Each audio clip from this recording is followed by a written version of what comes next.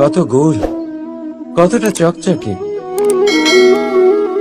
বাচ্চাদের অনেক সময় এটা নিয়ে খেলতে ভালো লাগে, আর কেনই বা লাগবে না।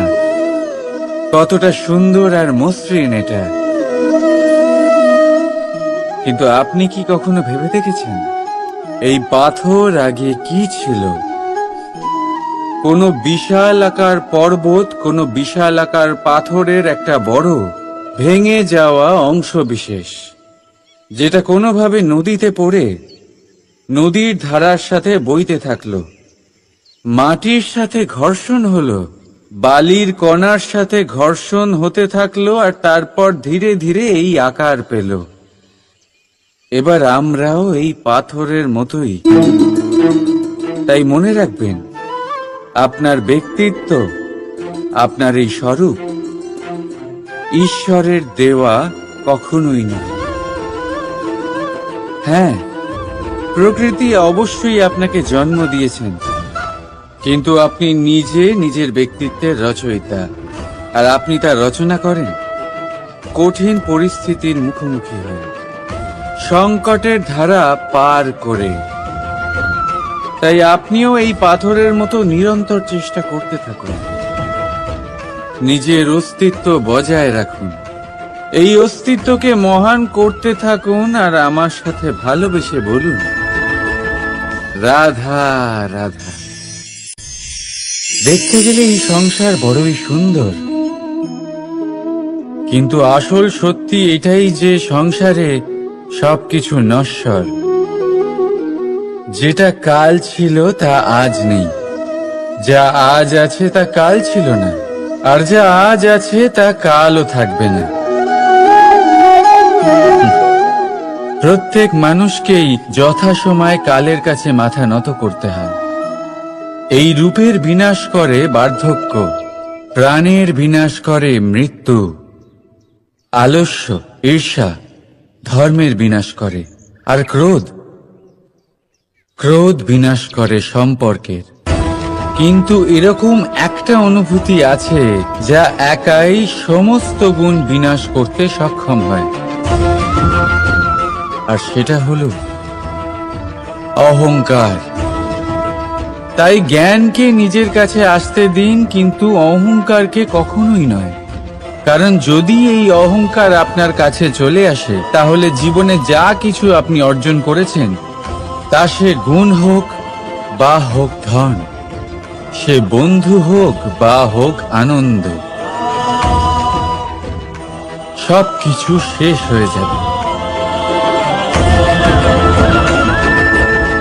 রাধা রাধা।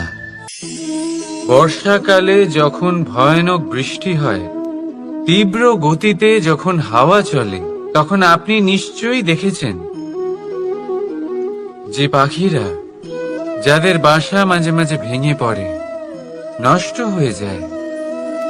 কিন্তু আপনি কি কখনো সেই পাখিদের বিলাপ করতে দেখেছেন? কখনো নয়।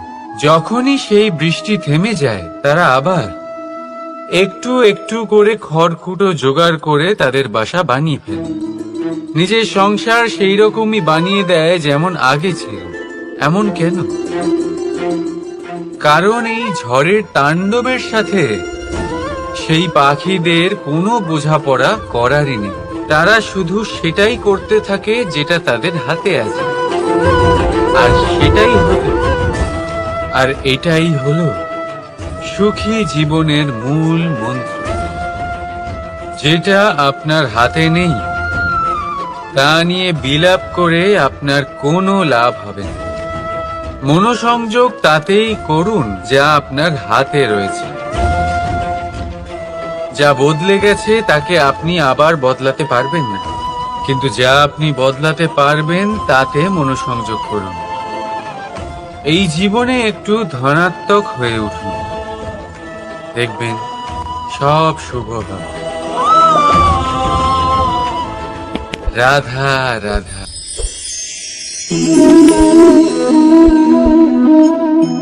ছোটবেলায় একটা জিনিস আমি কখনো বুঝে উঠতে পারিনি, আমি সবসময় আশ্চর্য হয়ে থাকতাম যে এটা কি করে সম্ভব হতে পারে।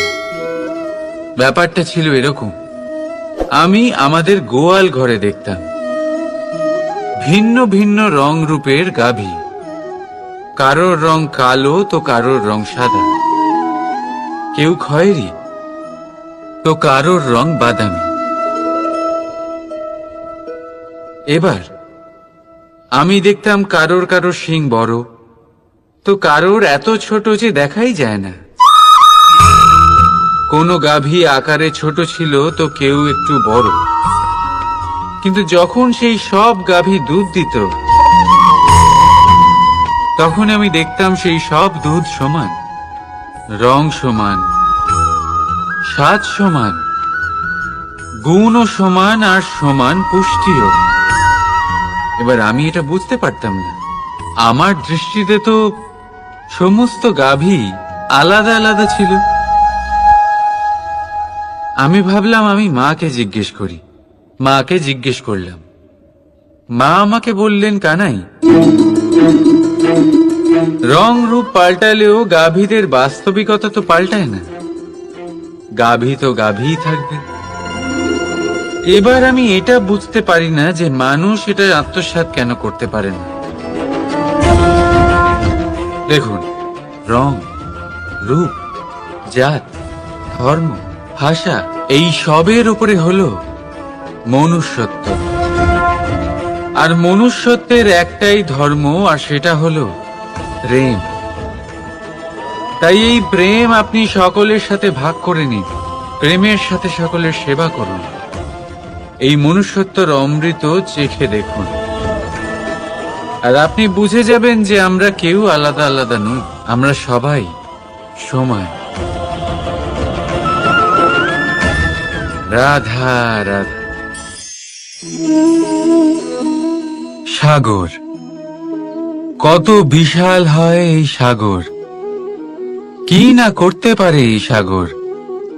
এক মুহূর্তের মধ্যে সব ধ্বংস করে দিতে পারে, প্রলয় ডেকে আনতে পারে, সংসার মুছে ফেলতে পারে। এই সাগর জীবন জ্যোতি নিভিয়ে দিতে পারে।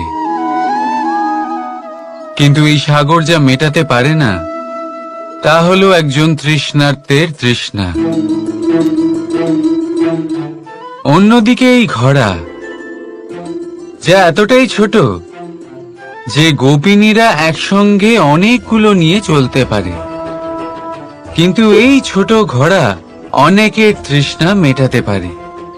এবার বলুন, জল সাগরেও আছে, আবার এই ঘোড়াতেও। তাহলে পার্থক্য কোথায়? এখানে পার্থক্য হলো তাদের আচরণের মধ্যে। একজন মাটির মধ্যে মিষ্টি জল ধরে রাখে তো আরেকজন নিজের নোনা জলের আঘাতে যে কাউকে মাটিতে মিশিয়ে দিতে পারে। আপনি কি হতে চাইবেন?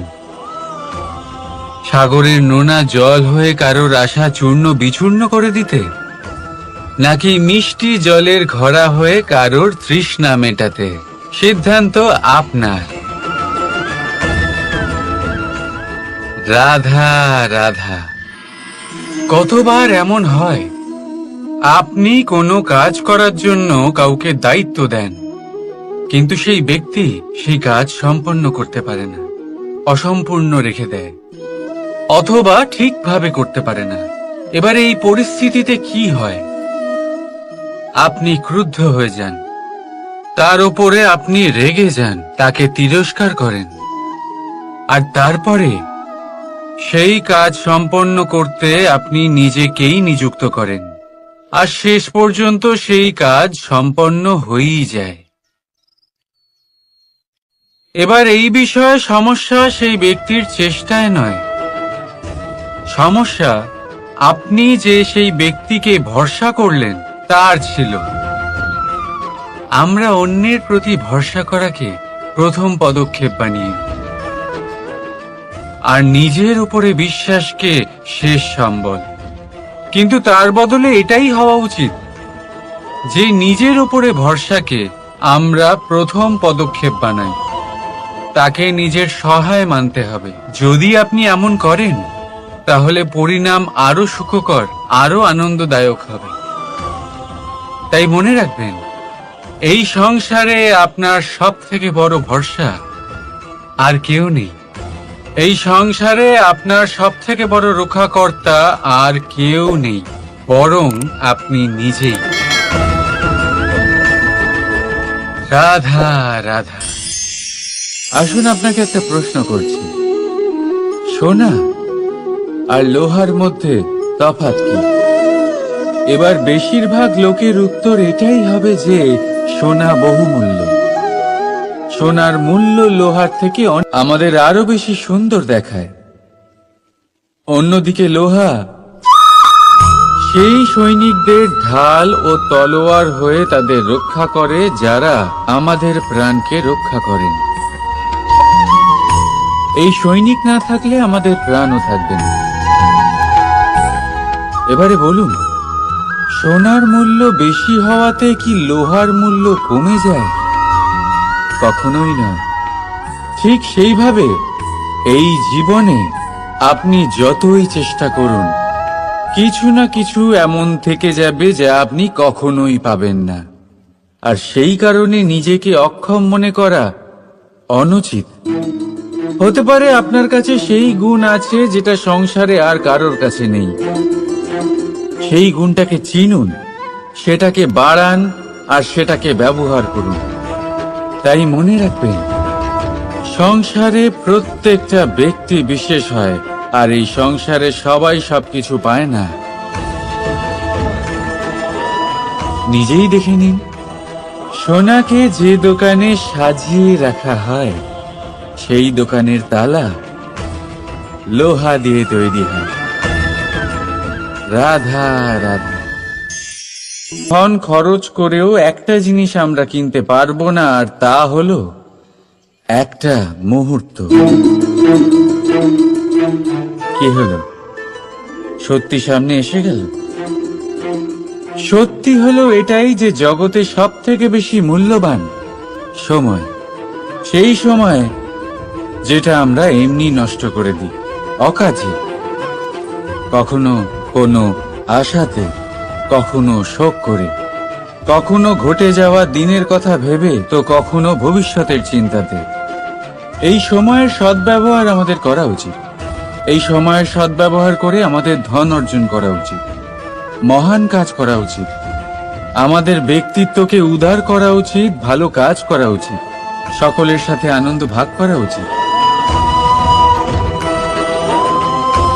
যদি আমরা এই সংসার থেকে চলেও যাই, তাহলেও সময় আমাদের যেতে দেবে না।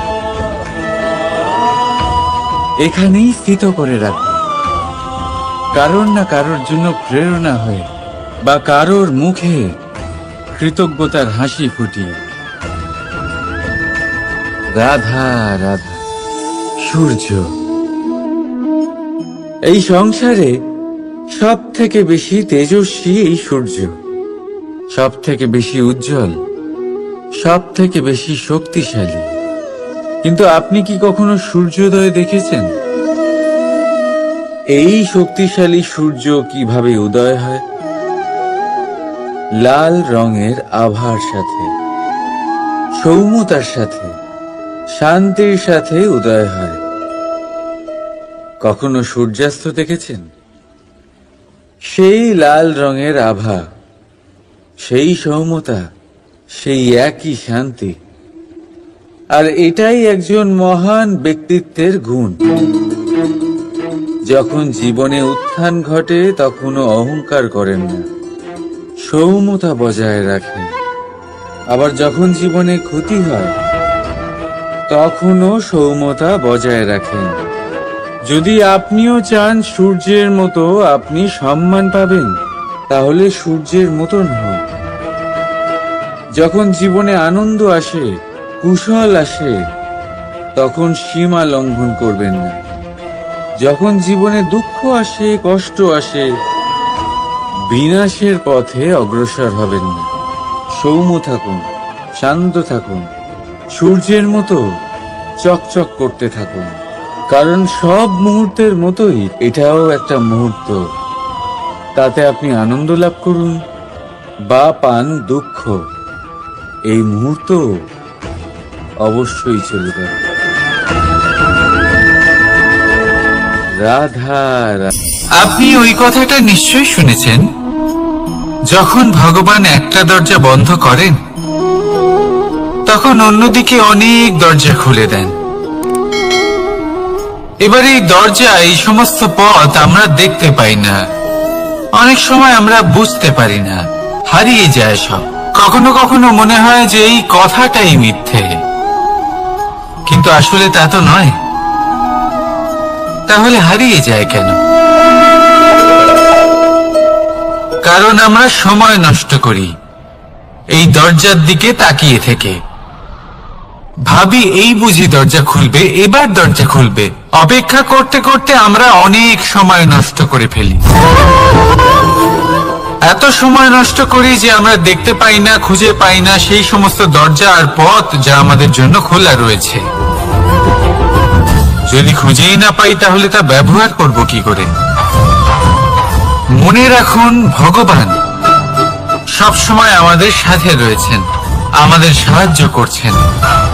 এই পথ সব সময় আছে, সর্বত্র আছে। দরকার রয়েছে শুধুমাত্র দৃষ্টির, দৃষ্টিভঙ্গি এবং ভাবনার।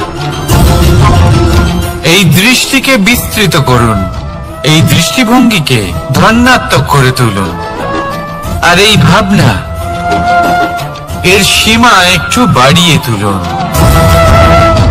তারপর দেখবেন সব খুঁজে পাবেন। আসলে কি, এই যে ঈশ্বর, এই যে পরমাত্মা, তা আমাদের সাথে রয়েছে, আমাদের মনের মধ্যে রয়েছে। যিনি তাকে মন থেকে চাইবেন তিনি তাকে মনের মধ্যে অবশ্যই খুঁজে পাবেন। যদি উনি মন থেকে চান পথ খুঁজে পেতে, তাহলে তিনি অবশ্যই পথ খুঁজে পাবেন। তাহলে আসুন আমার সাথে ভালোবেসে বলুন, রাধা রাধা। ধর্ম।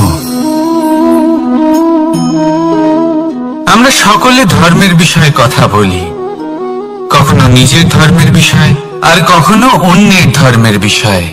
কখনো আমরা অধর্ম দেখলে সেই বিষয়ে কথা বলি। অনেক রকম আলোচনা হয়, কিন্তু এই ধর্ম আসলে কি,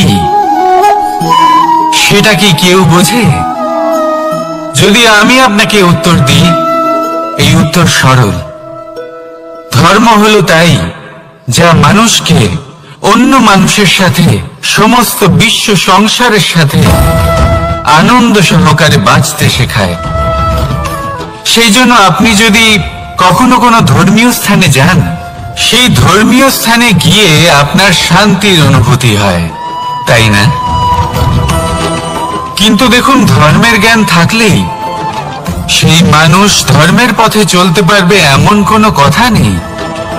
অনেক সময় সম্পর্কে যখন সংঘর্ষ বেড়ে যায়, তখন ইচ্ছের জন্ম হয়, ক্রোধের জন্ম হয়, অহংকারের জন্ম হয়, আর তারপর বিনাশ হয়ে যায় এই ধর্মের। সেই জন্য দ্বিতীয় সব থেকে গুরুত্বপূর্ণ গুণ যা আমার সারথীর মধ্যে থাকা উচিত, তা হলো ধর্মবীর হওয়া। এবার দেখতে হবে সেটা এই যে কে হবে সেই ব্যক্তি যিনি স্বয়ম্বরে নিজের ধর্মে অটল থাকবেন।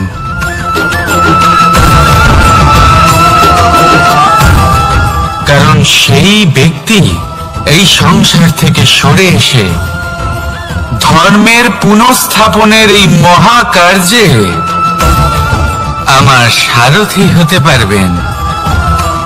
তাহলে আসুন আমার সাথে ভালোবেসে বলুন, রাধা রাধা। কর্ম, ধর্ম, জ্ঞান, এই তিন স্তরে অনেক মানুষ পৌঁছতে পারেন। অনেকে এই পরীক্ষা দিয়ে তাতে উত্তীর্ণ হয়ে যেতে পারেন, কিন্তু শিখরে পৌঁছে শাসন তিনিই করতে পারেন যার কাছে এই চতুর্থ গুণটিও থাকে, সমর্পণ। অত্যন্ত গুরুত্বপূর্ণ একটা গুণ এটা। এই সমর্পণ আসলে অত্যন্ত গুরুত্বপূর্ণ। পূর্ণ সমর্পণ দরকার নিজের লক্ষ্যের প্রতি, সমর্পণ নিজের কর্তব্যের প্রতি, সমর্পণ নিজের আত্মার থেকে নির্গত স্বরের প্রতি, সমর্পণ নিজের রথের প্রতি, অর্থাৎ আমার প্রতি। এবার এই পরীক্ষায় অত্যন্ত কঠিন এক বাঁক আসতে চলেছে, যেখানে সারথীকে সমর্পণের নিরিখে পরীক্ষা করা হবে, আর তাতে উত্তীর্ণ হওয়ার পরেই তার হাতে ধর্ম স্থাপনের রথের রাশ তুলে দেওয়া হবে। দেখা যাক কি হয়। ততক্ষণ আপনি প্রসন্ন থাকুন আর আমার সাথে ভালোবেসে বলুন, রাধা রাধা। মাকড়সারা ভীষণ পরিশ্রম করে এটা তৈরি করে, নিজের শরীরের রস দিয়ে এই জাল বনে। আপনি কি এটার উদ্দেশ্য জানেন? আসলে মাকড়সা এই জালে ছোট কীটপতঙ্গ ধরে তাদেরকে খাদ্যরূপে গ্রহণ করে। কিন্তু আপনি কি এই কথা জানেন যে একদিন মাকড়সা নিজেই নিজের জালে জড়িয়ে মৃত্যুবরণ করে থাকে?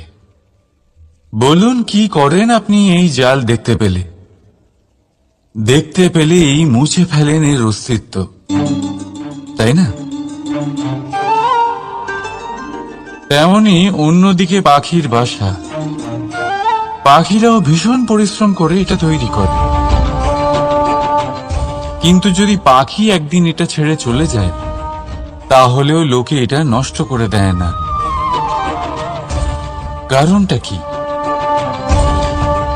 এর কারণ হলো এর নির্মাণ জীবন সঞ্চারের জন্য করা হয়েছিল, নষ্ট করার জন্য নয়।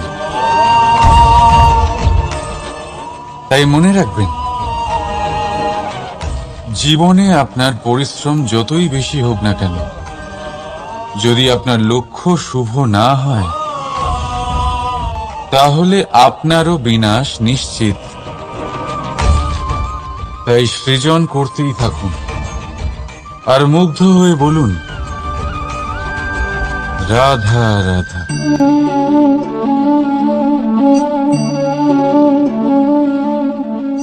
আপনার কি মনে হয় আমি কি করছি? আপনি বলবেন আমি প্রদীপ জ্বালাচ্ছি। সঠিক, কিন্তু প্রশ্ন হচ্ছে যে আমি কি আপনাকে বলেছি যে একে প্রদীপ বলা হয়? না। এই প্রদীপ কি নিজেই নিজের পরিচয় আপনাকে দিয়েছে? না। তাহলে আপনি কি করে জানলেন যে একে প্রদীপ বলা হয়? উত্তর হচ্ছে প্রকাশ,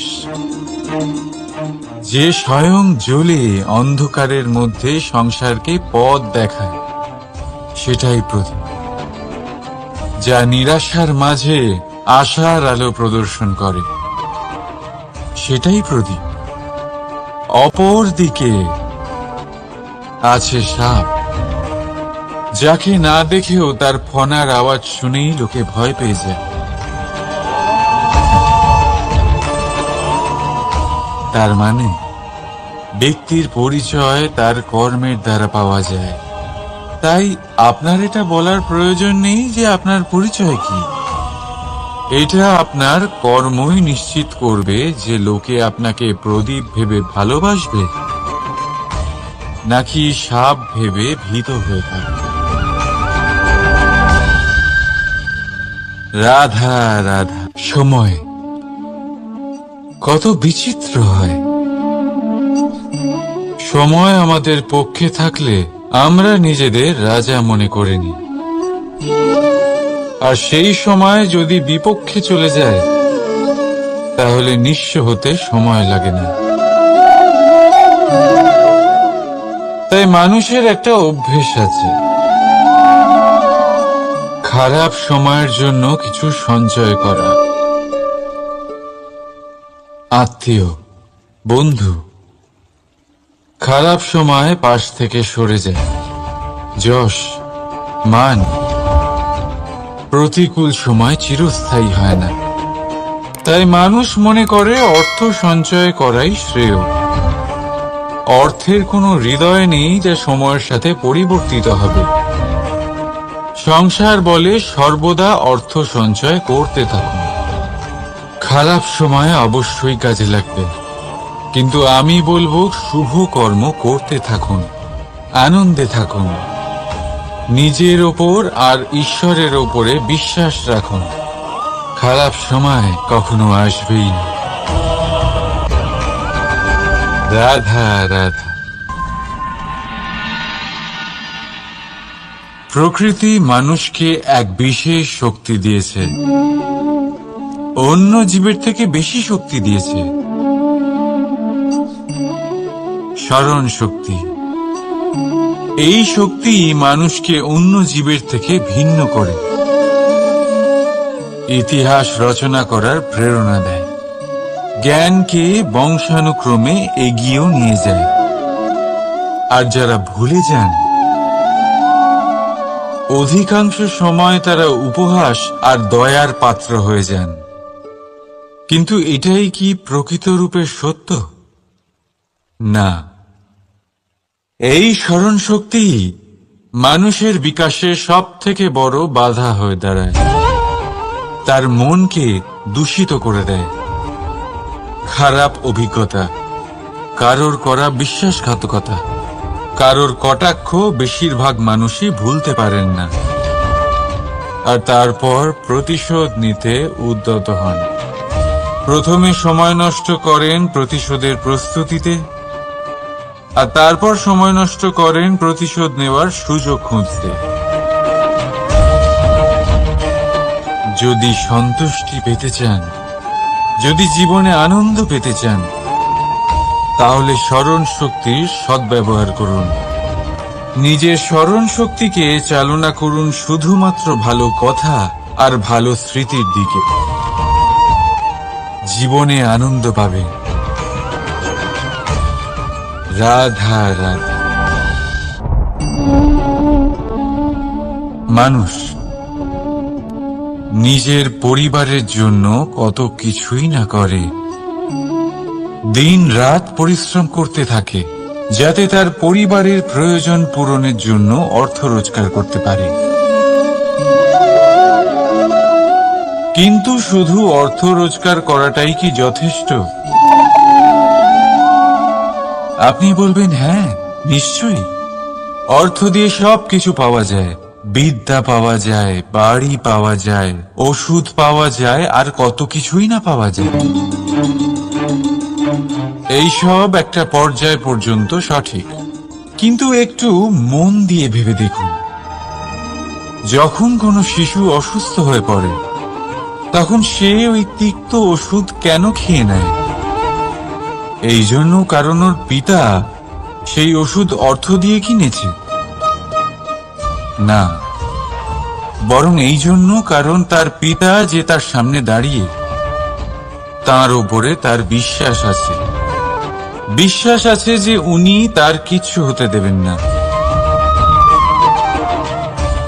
এই বিশ্বাস, এই সংস্কার, এই শিক্ষা কখনো অর্থ দিয়ে পাওয়া যায় না। এটা পাওয়া যায় সেই সময় থেকে যা মাতা পিতা তাদের সন্তানের সাথে কাটিয়েছেন। তাই জীবনে অর্থ অবশ্যই উপার্জন করুন, কিন্তু নিজের পরিবারকেও সময় দিন, আনন্দ পাবেন।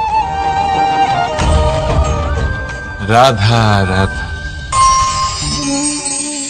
বিরোধিতা এমন এক শব্দ যা শুনে আমরা সবাই ভয় পেতে থাকি। যদি কেউ আমাদের বিরোধিতা করে তা আমাদের সহ্য হয় না। আমরাও কারোর বিরোধিতা করে কোনো শত্রুতা করতে চাই না। এই ধরনের ভাবনা আমাদের মনে আসতেই থাকে। কিন্তু বিরোধিতা এই শব্দ আপনার শান্তির জন্য, আপনার সুখের জন্য কতটা গুরুত্বপূর্ণ তা আপনারা জানেন না। তাই যদি কাল এসে কেউ আপনার বিরোধিতা করে, তখন সবার আগে নিজেকে যাচাই করুন। আপনি কি ভুল করেছেন? আপনার দোষ কি? নিজের মধ্যে কি ত্রুটি আছে সেটা বোঝার চেষ্টা করুন। নিজেকে সংশোধন করার চেষ্টা করুন, তারপর দেখুন বিরোধিতার এই আগুন আপনাকে স্বর্ণ থেকে কুন্দন বানিয়ে তুলবে। বলা হয় এই সংসারে খারাপ বেড়েই চলেছে, কিন্তু তার কারণ এ নয় যে খারাপ মানুষ বেড়ে চলেছে। তার কারণ হলো যে ভালো মানুষ, যাদের ভালো চিন্তা, ভালো বিচারধারা আছে, তারা খারাপের বিরোধিতা করতে পারে না।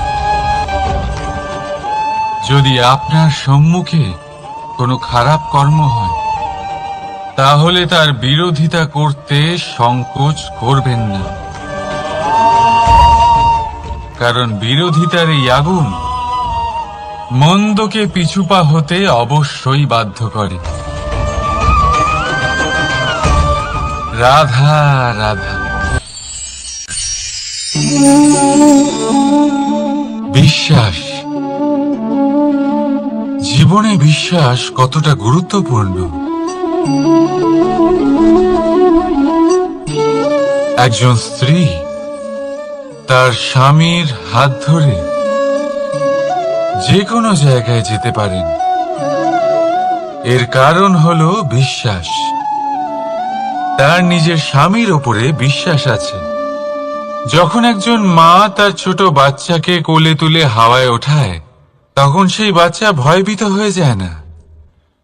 তার কারণ হলো বিশ্বাস।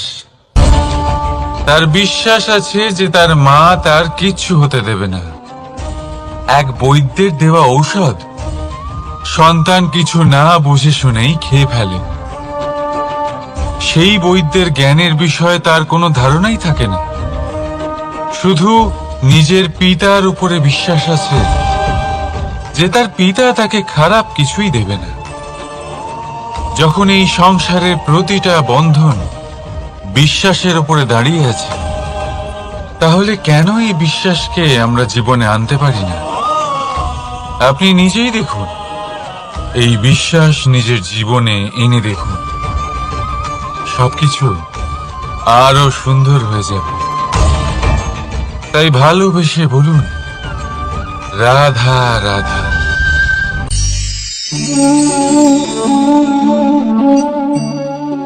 অহংকার, এই শব্দটা সবাই শুনেছেন। বহু মানুষকে আপনি এটা বলতে শুনেছেন যে ওই ব্যক্তির অহংকার আছে, ওই মানুষটির ক্ষমতার অহংকার আছে, ওই ব্যক্তির নিজের রূপ নিয়ে অহংকার আছে, ওই ব্যক্তির নিজের অর্থের অহংকার আছে, ইত্যাদি ইত্যাদি। কিন্তু এই অহংকার, এর অস্তিত্ব হয় কি করে?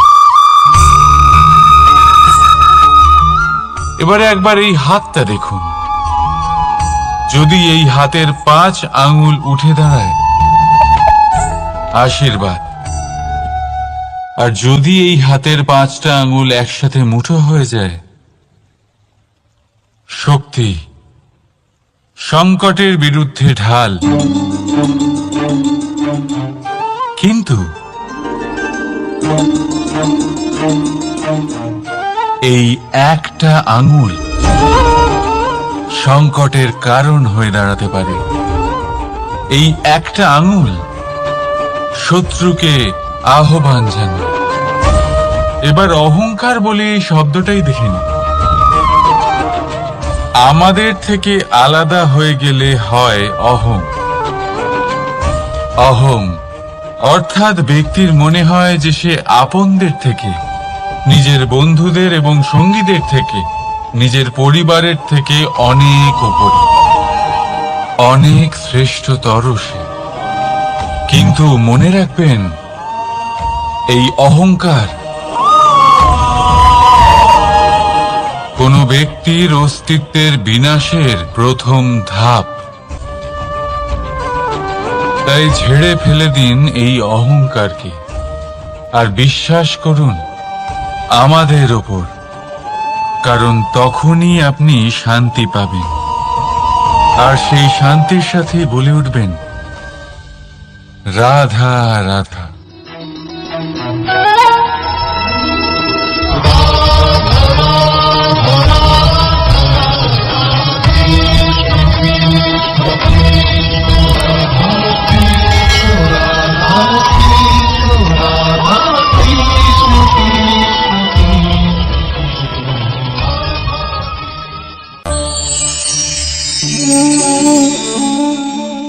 সাফল্য। যদি আপনাকে জীবনে সাফল্য পেতে হয়, তাহলে আপনি একাধিক মানুষ পাবেন যারা একাধিক উপায় বলবে আপনাকে সাফল্য পাওয়ার।